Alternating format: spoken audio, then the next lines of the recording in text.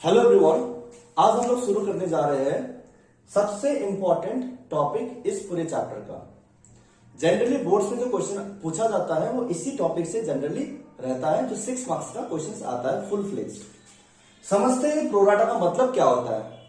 Pro rata का मतलब होता है कि जब भी कंपनी शेयर्स इशू करती है, लेट्स से कंपनी ने यहां पर शेयर्स इशू किए 10,000 शेयर्स, सबकी वैल्यू थे 10 रुपए, तो कंपनी का रिक्वायरमेंट होगा 10,000 इंटू 10, जो कि होता है 1 लाख का रिक्वायरमेंट होगा।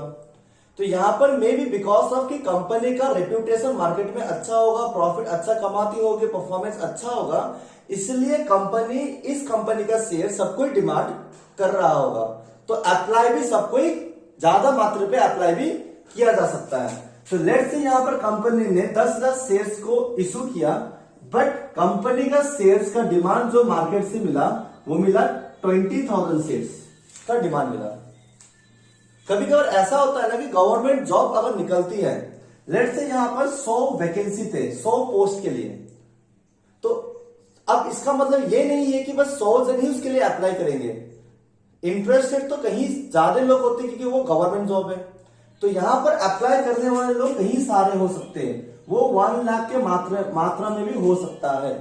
तो अप्लाई कोई भी एक्सेस कोई भी क्वांटिटी में किया जा सकता है यहां पर। तो जब भी कंपनी यहां पर 10,000 शेयर्स इशू किया, उससे ज्यादा एप्लीकेंट मिलता है कंपनी को, तो इस केस में कंपनी क्या करती है कि कंपनी शेयर्स को एडजस्ट करती है।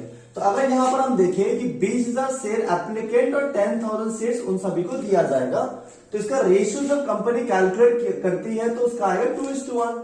इस रेशियो को बोला जाता है प्रोराटा रेशियो। मतलब जिन सभी ने 2 शेयर्स के लिए डिमांड किया होगा उन सभी को दिया जाएगा 1 शेयर्स। अगर उसने 20 शेयर्स के लिए डिमांड किया होगा उसको मिलेगा यहाँ पर 10 शेयर्स। अगर उसने 200 शेयर्स के लिए डिमांड किया होगा तो इस रेशियो के हिसाब से उन सभी को मिलेगा 100 शेयर्स। तो यहां पर क्या हो रहा है, एडजस्ट किया जा रहा है शेयर्स को। यही एडजस्टमेंट ऑफ शेयर्स को बोला जाता है प्रोराटा अलॉटमेंट ऑफ शेयर्स। तो कंपनी के पास जब भी ये एक्सेस एप्लीकेंट पहुंचती है तो कंपनी के पास 3 ऑप्शंस रहता है इस एक्सेस शेयर्स के साथ डील करने के लिए। पहले वो क्या करती है, एक्सेस को रिजेक्ट कर सकती है। मतलब यहां पर कंपनी को 10,000 शेयर्स जो एक्सेस मिला, कंपनी पूरे 10,000 को वो रिजेक्ट कर देगी और उन सभी का पैसा को कंपनी वापस कर देगी। दूसरा केस क्या होता है कि कंपनी यही प्रो राटा एडजस्टमेंट करती है। मतलब यही 2:1 का रेशियो में कंपनी सारे एप्लीकेंट को 10,000 शेयर्स के साथ एडजस्ट करती है। और यहां पर तीसरा केस में क्या होता है, कॉम्बिनेशन ऑफ दिस टू। मतलब कंपनी को जो एक्सेस 10,000 शेयर्स मिला, कंपनी ऐसा कर सकती है कि यहां पर 10,000 में से 5,000 शेयर्स को रिजेक्ट कर देगी और बाकी जो 15,000 जो एप्लीकेंट बचे, मतलब 20 में 5 रिजेक्ट हो गए तो बच्चे कितने एप्लीकेंट, 15,000 एप्लीकेंट बचे और उन लोगों को 10,000 शेयर्स दिया जा सकता है। तो अगर इसका रेशियो कैलकुलेट किया जाएगा तो वो रेशियो आएगा 3:2। मतलब जिन सभी ने 30 शेयर्स के लिए डिमांड किया होगा उन सभी को दिया जाएगा 20 शेयर्स। तो कंपनी के पास 3 ऑप्शंस रहता है। फर्स्ट तो पूरा रिजेक्ट कर देगी एक्सेस को, नंबर 2 को पूरा एक्सेस को वो एडजस्ट करेगी, एंड नंबर 3 क्या रहेगी, कॉम्बिनेशन ऑफ दिस टू। कुछ लोगों को रिजेक्ट करेगी और कुछ लोगों को वो एडजस्ट करेगी। अब ये प्रोराटा में ये 2 नोट जो दिया हुआ है वो सबसे इंपॉर्टेंट है, ये नोट लिख लेना। When share applied by share holder is given. अगर शेयर अप्लाइड दिया हुआ है, मतलब अगर एक शेयर होल्डर था, लेट्स से मिस्टर एक्स, इसने 500 शेयर्स के लिए डिमांड किया था, अप्लाई किया था।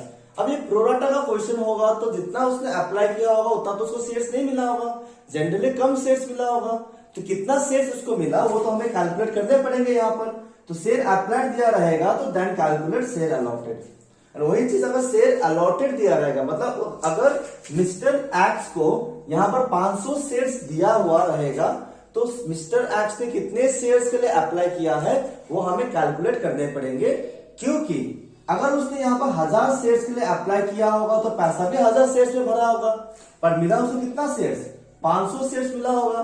तो यहां पर इसने 500 शेयर्स में एक्सेस पैसा जो दिया उसका भी तो एडजस्टमेंट करना पड़ेगा। इसीलिए यहां पर अगर अलॉटेड दिया है तो अप्लाइड हमें कैलकुलेट करना पड़ेगा। तो अब फॉर्मूला को समझते हैं कि अलॉटेड कैलकुलेट करना है तो ऊपर में अलॉटेड लिखेंगे, टोटल शेयर अलॉटेड वो जिस कैटेगरी से वो बिलोंग करता है, एंड नीचे होगा अप्लाइड, टोटल शेयर अप्लाइड वही सेम कैटेगरी से, एंड उस मिस्टर एक्स ने कितना शेयर अप्लाई किया था यहाँ पर। एंड अगर अप्लाइड कैलकुलेट करना है हमें तो ऊपर रहेगा अप्लाइड और यहाँ और इस साइड में रहेगा शेयर अलॉटेड। तो चलिए एक प्रोराटा का क्वेश्चन सॉल्व करते हैं। यहाँ पर लिखा हुआ है JJK limited invited application for issuing 50,000 equity shares of 10 each at par. तो JJK लिमिटेड ने क्या किया, 50,000 इक्विटी शेयर्स इशू किया at ₹10 each। The amount was payable as follows. अब ये 10 रुपीज कलेक्ट किस तरह से हो रही है, application ₹2, allotment ₹4, balance in first and final call में बैलेंस आने चाहिए यहाँ पर 10, तो यहां पर होगा ₹4। फिर लिखा हुआ the issue was over subscribed 3 times, मतलब कंपनी ने यहां पर 50,000 शेयर्स इशू किए थे, पर एप्लीकेशन इसके 3 गुना है, मतलब इंटू 3 1.5 लाख। तो यहां पर एप्लीकेशन अप्लाइड पूरे 1.5 लाख शेयर्स के लिए किया गया, बट कंपनी के पास अलॉट करने के लिए शेयर्स बस 50,000 है। तो ये ओवर सब्सक्रिप्शन में कंपनी को एडजस्ट करने पड़ते हैं, जो हम लोग बोलते हैं प्रोराटा। फिर यहां लिखा हुआ है कि application for 30% shares way rejected, मतलब इस 1,50,000 का 30% अगर हम निकालते हैं तो 30% होगा मेरा यहाँ पर 45,000 रिजेक्ट हो गए, मतलब इन लोगों को कुछ भी शेयर्स नहीं दिया गया।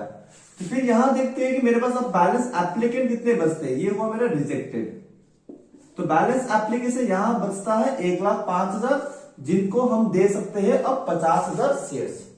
ये 1,05,000 को एडजस्ट किस तरह से हो रही है यहाँ पर कि allotment was made to the remaining applicant as follows.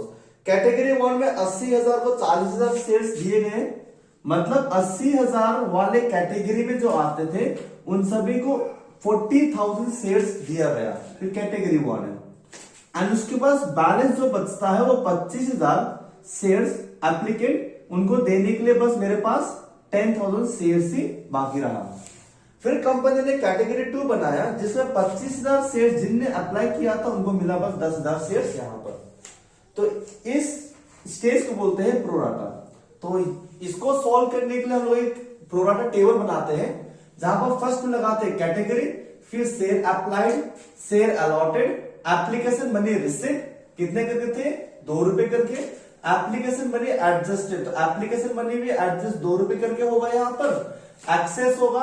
अब यहां पर क्या हो रहा है कि जिन सभी ने 80,000 के लिए अप्लाई किया था तो पैसा भी 80,000 के ऊपर भरे होंगे, बट उन लोगों को मिला यहां पर बस 40,000 शेयर्स।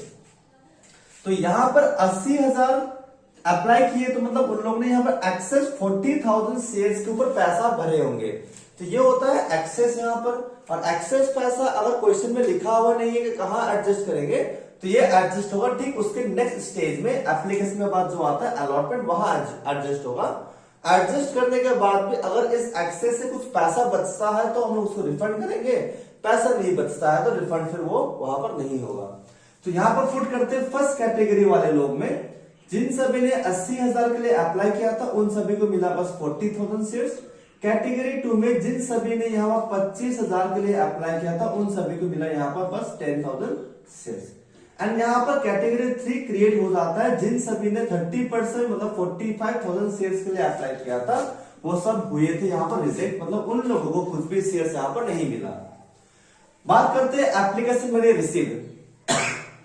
जिनने यहाँ पर 80,000 के लिए अप्लाई किया तो 80,000 में उन लोगों ने ₹2 करके भरे होंगे पूरे 1,60,000 रुपीज। वेयर एज उन लोगों को बस मिला यहाँ पर 40,000 शेयर्स, तो पैसा भी कंपनी को 40,000 के ऊपर ही रखना चाहिए। तो मतलब यहाँ पर कंपनी एडजस्ट करेगी 40,000 शेयर्स के ऊपर ₹2 करके 80,000। तो यहाँ पर इस कैटेगरी वाले लोग ने एक्स्ट्रा पैसा कितना भरा माइनस करेंगे तो यहाँ आ जाएगा 80,000, या ऐसा भी कैलकुलेट कर सकते हैं कि एक्सेस शेयर कितना हो रहा है 40,000 और ₹2 करके भरे होंगे तो 80,000 एक्सेस भरा होगा।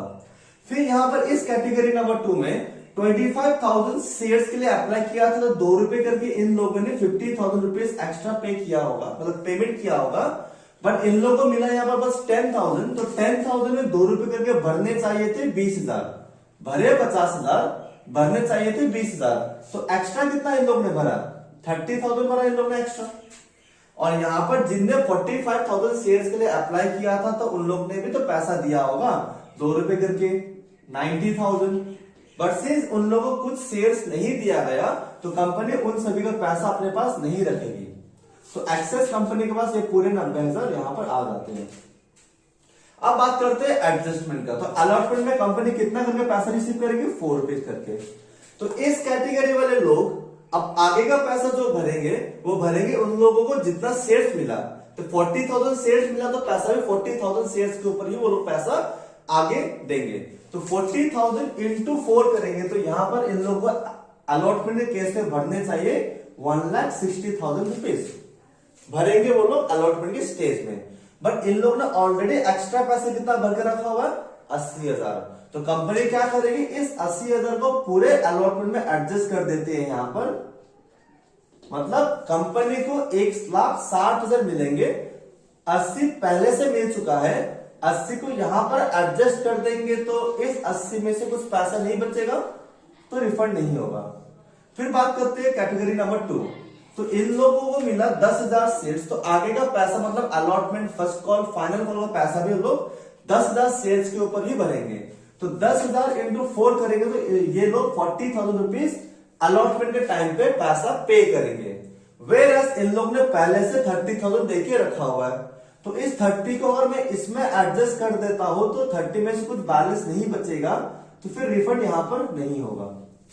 एंड कैटेगरी नंबर 3 जो बना था यहां पर, इन लोगों को कुछ शेयर्स नहीं मिला तो एडजस्ट इन लोगों का पैसा नहीं हो सकता है, इन लोगों का पैसा कंपनी वापस कर देगी तो रिफंड हो जाएगा। तो यहां पर इसको ऐड करके देख सकते हैं। एप्लीकेंट यहां पर आ रहा है 1,50,000, कंपनी के पास बस 50,000 शेयर्स ही थे, तो यहां पर इसको ऐड करेंगे या 1,50,000 में 2 भी करने से हो जाएगा, ये हो जाएगा 3 लाख रुपीज। 50,000 इंटू 2 करेंगे तो आ जाएगा 1 लाख, इसको ऐड कर देंगे ये 1 लाख रुपीज। फिर यहाँ पर एक्सेस हो रहा था 2 लाख, फिर 1,10,000 एडजस्ट किए और 90,000 रुपए कंपनी ने रिफंड कर दिए। तो अब यहां पर क्वेश्चन को सॉल्व करते हैं। उससे पहले पढ़ लेते हैं आगे क्या लिखा हुआ है। Excess money paid by applicant who were allotted shares were adjusted towards the sum due on allotment. तो साफ साफ लिखा हुआ है यहाँ पर कि एक्सेस पैसा को आपको अलॉटमेंट में एडजस्ट करने पड़ेंगे। फिर लिखा है Deepak was share holder belonging to category 1 who had applied for 1,000 shares failed to pay the allotment money. मतलब दीपक ने क्या किया, अलॉटमेंट का पैसा नहीं दिया। और दीपक ने यहाँ पर कितने शेयर्स अप्लाई किए थे, दीपक ने यहाँ पर 1,000 शेयर्स अप्लाई किए थे। और ये कौन से कैटेगरी से बिलोंग करता है, ये कैटेगरी नंबर 1 से बिलोंग करता है। तो हमने बोला था जब भी अप्लाइड दिया रहेगा तो हमको यहाँ पर अलॉटेड निकालने पड़ेंगे। तो लिखते हैं यहाँ पर शेयर अलॉटेड टू दीपक।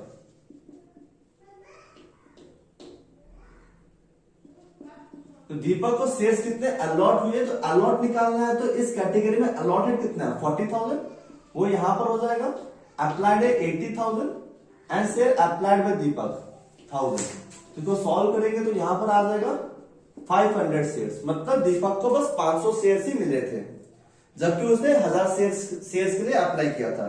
और Raju was share holder holding 100 shares also failed to pay the allotment money. तो राजू ने भी यहां पर क्या किया, अलॉटमेंट का पैसा उसने राजू ने भी नहीं दिया। और राजू होल्डिंग मतलब होता है कि राजू को 100 शेयर्स मिला था। तो मैंने बोला कि अलॉटेड दिया रहेगा तो अप्लाइड हमें निकालने पड़ेंगे। उसने अप्लाई कितना किया था, तो शेयर अप्लाइड बाय राजू। और ये राजू किस कैटेगरी से बिलोंग करता है, Raju belong to category number 2 से बिलोंग करता है। तो 2 में मेरा अप्लाइड कितना टोटल 25,000, तो ये 25,000 रहेगा यहां पर। और अलॉटेड है 10,000 एंड राजू को जो अलॉट हुआ 100। तो सॉल्व करेंगे तो यहां पर आ जाएगा मेरा 250 शेयर्स। मतलब राजू ने 250 अप्लाई किया था, उसको मिला था 100 शेयर्स, और दीपक ने अप्लाई किया था 1,000 पर उसको मिला था यहां पर 500 शेयर्स। फिर लिखा हुआ shares of both Deepak and Raju were forfeited immediately after allotment. मतलब अलॉटमेंट के बाद उसका शेयर्स फॉरफिट यहां पर हुआ। तो यहां पर देखते हैं कि राजू और दीपक का एक्सेस पैसा कितना हो रहा था, उन लोगों ने एक्सेस पैसा कितना पे किया। तो यहां देखते हैं राजू, दीपक एंड राजू। तो दीपक ने यहां पर अप्लाई किया, तो यहां लिखेंगे एप्लीकेशन मनी पेड। तो दीपक ने यहां पर कितने कितने शेयर्स के ऊपर पैसा भरा होगा, जितना उसने अप्लाई किया। तो दीपक ने अप्लाई किया था 1000 शेयर्स के लिए, इसने 1000 शेयर्स में 2 रुपए करके 2000 रुपए इसने भरे होंगे। वेर इसको भरने कितने चाहिए, एप्लीकेशन मनी एडजस्टेड। दीपक को मिला 500 शेयर्स, तो कंपनी को 500 शेयर्स के ऊपर ही उसका पैसा रखना चाहिए, 2 रुपए करके 1000 रुपए। तो दीपक ने यहां पर एक्सेस पैसा फिर कितना पे किया, दोनों को माइनस कर देते हैं। तो एक्सेस दीपक ने पे किया 1000 रुपए। और मैंने बताया ये एक्सेस पैसा पहले एडजस्ट कहां होगा, अलॉटमेंट में। Save allotment.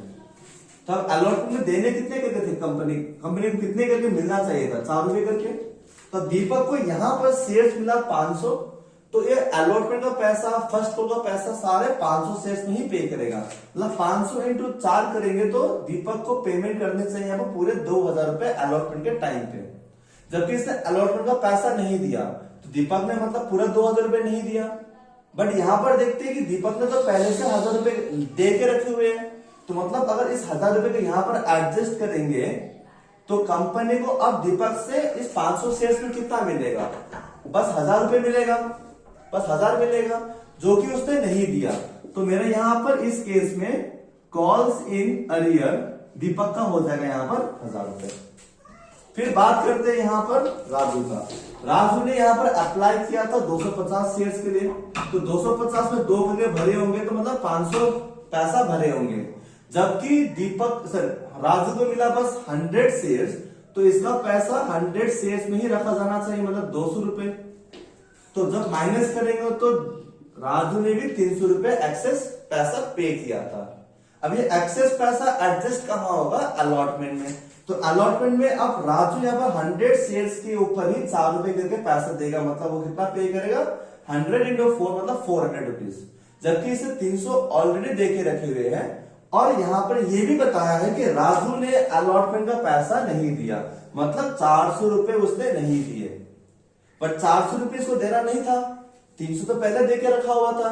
तो अगर हम यहाँ पर पूरे 300 एडजस्ट कर देते हैं, तो अब राजू को कितने देने थे, 100 रुपए, जो उसने नहीं दिया। तो मेरा यहां पर कॉल्स इन अरियर अलॉटमेंट में कितना हो जाएगा, मेरा 100। फिर यहां लिखा हुआ है afterwards first and final call was made and were duly received. फिर ये फॉरफिचर के बाद फर्स्ट एंड फाइनल कॉल बनाया गया और वो पैसा ड्यूली रिसीव भी हो गया। फिर the forfeited shares of Deepak and Raju were reissued at 11% fully paid. अब ये दीपक का शेयर्स था यहाँ पर 500 और राजू का शेयर्स था यहाँ पर 100, तो मतलब पूरा 600 शेयर्स को फिर से री इश्यू किया गया। जबकि इस शेयर्स का वैल्यू था 10 रुपए, या फुल्ली पेड अप लिखा हुआ है, बट इश्यू किया गया कितना रुपए में, 11 रुपए में। तो अब इसको जर्नल एंट्री से यहाँ पर हम लोग पोस्ट करते हैं। तो वेरी फर्स्ट एंट्री मेरा जो होगा वो होगा एप्लीकेशन का। और यहां पर फर्स्ट एंट्री 50,000 से नहीं होगा, फर्स्ट एंट्री 1,50,000 से ही होगा। मतलब एप्लीकेशन सभी का रिसीव किया जाएगा। फर्स्ट एंट्री के बाद सारा एंट्री हमें इसी 50,000 शेयर्स के ऊपर करने पड़ेंगे। तो मेरा फर्स्ट एंट्री होगा यहां पर bank account debit to equity share application account. तो फर्स्ट एंट्री मेरे यहां पर टोटल कंपनी का एप्लीकेशन का पैसा रिसीव कितना हुआ था, 3 लाख रुपीज। ये डायरेक्टली हम यहां पर पोस्ट कर सकते हैं 3 लाख रुपीज। अब आया कैसे होगा, तो ये 1,50,000 शेयर्स थे और 2 रुपए करके एप्लीकेशन का पैसा था। फिर नेक्स्ट होगा मेरा यहां पर equity share application account debit, यही पूरे 3 लाख रुपीज से, टू इक्विटी शेयर कैपिटल। यहां पर अब जब एंट्री करेंगे तो अब ये 1.5 लाख से एंट्री नहीं होगा, बस ये 50,000 से ही एंट्री होगा। तो ये कंपनी एडजस्ट कितना कर रही है, 1 लाख रुपीज। ये 1 लाख रुपीज हम यहां पर लिख देंगे। मतलब कंपनी ने 50,000 शेयर्स दिए थे और 2 रुपए के लिए था मेरा एप्लीकेशन। अब यहां पर देख पा रहे हो डिफरेंस 2 लाख आ रहा था, तो ये जो एक्सेस आ रहा था मैंने एक्सेस को एडजस्ट कहां किया, अलॉटमेंट में। तो यहां लिखेंगे to equity share allotment account 1,10,000 and refund मैंने कर दिया था, जब पैसा मिला था बैंक डेबिट, रिफंड करेंगे तो हो जाएगा मेरा यहां पर बैंक क्रेडिट। बस यही मेरा प्रोराटा का जो एडजस्टमेंट होता है ये इसी एंट्री में यहां पर हो जाता है। जैसे ये एडजस्टमेंट हो जाएगा तो मेरा ये टेबल का काम जो होता है वो भी मेरा यहां पर खत्म हो जाएगा। अब इसके बाद नेक्स्ट एंट्री होगा मेरा यहां पर अलॉटमेंट का। तो अब अलॉटमेंट का एंट्री पास करेंगे, फर्स्ट कॉल का एंट्री पास करेंगे तो सारा कैलकुलेशन मेरा होगा 50,000 शेयर से ही होगा। तो एंट्री होगा equity share allotment account debit to equity share capital. तो शेयर थे यहां पर 50,000 शेयर्स और अलॉटमेंट में लेने थे 4 रुपीज करके, तो ये हो जाएगा मेरा 2 लाख रुपीज। नेक्स्ट है मेरा यहां पर receive entry bank account debit.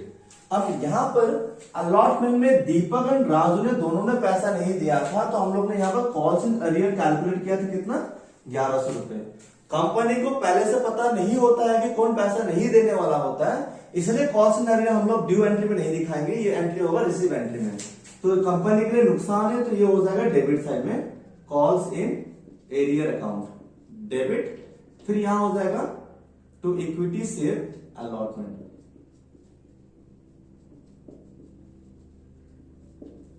तो यहां पर अलॉटमेंट ने कितना दिया हुआ है 2 लाख रुपए।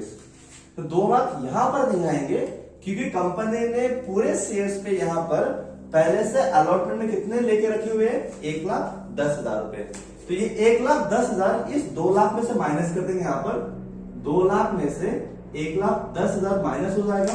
तो यहां पर अलॉटमेंट में इस बार कंपनी को बस 90,000 रुपए मिलेंगे, जिसमें से भी यहां पर 1,100 रुपए कंपनी को नहीं मिला, तो 1,100 रुपए हो जाएगा कॉल्स इन एरियर और इसको सब्ट्रैक्ट कर देंगे तो ये हो जाएगा हमारा 88,900 रुपीज।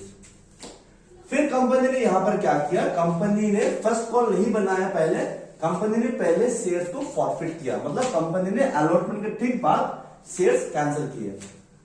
तो फॉरफिचर का जो एंट्री होगा वो होगा मेरा यहां पर equity share capital account debit to calls in arrear account to share forfeiture या फॉरफिटेड। तो शेयर कैपिटल में कंपनी ने पूरे शेयर्स कैंसिल किए, मतलब दीपक का राजू का, मतलब पूरे 600 शेयर्स कैंसिल किए। जब कैंसिल किया उस टाइम तक शेयर्स के मतलब 10 बुलाया नहीं था, कॉर्डअप नहीं था, कॉर्डअप यहां पर बस 6 था, मतलब एप्लीकेशन में 2 अलॉटमेंट में 4, मतलब 6 रुपीज से ही हमको यहां पर कैंसिल करने पड़ेंगे। अगर यही शेयर्स फर्स्ट कॉल के बाद कैंसिल होता तो पूरे 10 से मल्टीप्लाई होता, तो अभी 6 से हो जाएगा तो ये होगा 3600। जब शेयर्स को कैंसिल कर रहे हैं तो ये कॉल्स अरियर जो था मेरा लॉस, इसको भी बुक से हटाने पड़ेंगे, तो ये जो डेबिट था इस बार ये हो जाएगा क्रेडिट साइड, और दोनों को अगर मैं माइनस कर देता हूं तो मेरा यहां पर आएगा 2500 रुपए।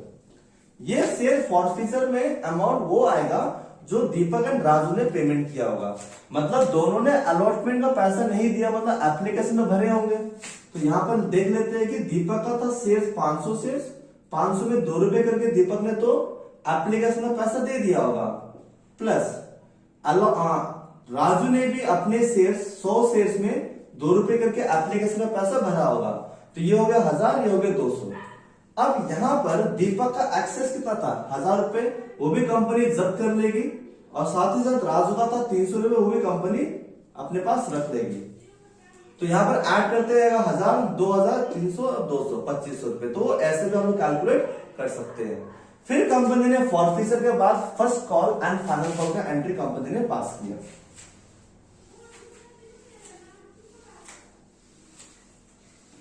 फिर फर्स्ट कॉल का एंट्री जो होगा इक्विटी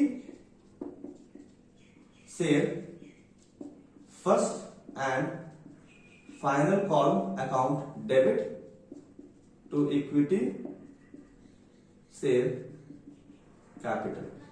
तो यहां पर कितने शेयर से होगा इस बार 50,000 शेयर से नहीं होगा, क्योंकि कंपनी ने 600 शेयर्स अपने पास रख लिए। तो पब्लिक के पास कितने शेयर्स इस बार? 49,400। तो इसी से कैलकुलेशन आगे का होगा। अब फाइनल कॉल है मेरा इंटू 4 रुपीज। तो 49,400 इंटू 4 अगर करते हैं तो कितना होगा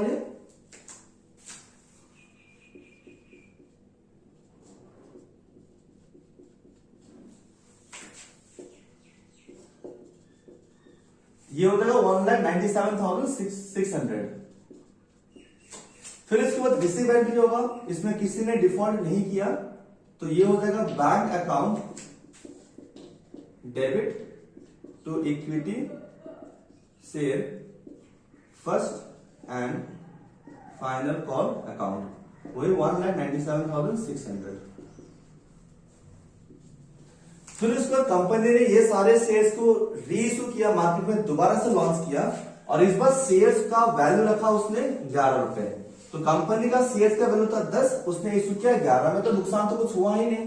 तो जब शेयर का नॉमिनल वैल्यू से एक्स्ट्रा वैल्यू में इंक्रीज करके ऐड करके जब इश्यू किया जाता है, उसको बोलते हैं सिक्योरिटी प्रीमियम रिजर्व अकाउंट में चला जाएगा वो एक्स्ट्रा पैसा। तो यहां पर होगा मेरा नेक्स्ट एंट्री, जब रीइश्यू किया जाता है तो कंपनी के पास पैसा आएगा, तो वो एंट्री होगा bank account debit equity share capital account to securities premium reserve account. तो सारे शेयर्स इश्यू किए, मतलब 600 शेयर्स 11 रुपए करके 6600।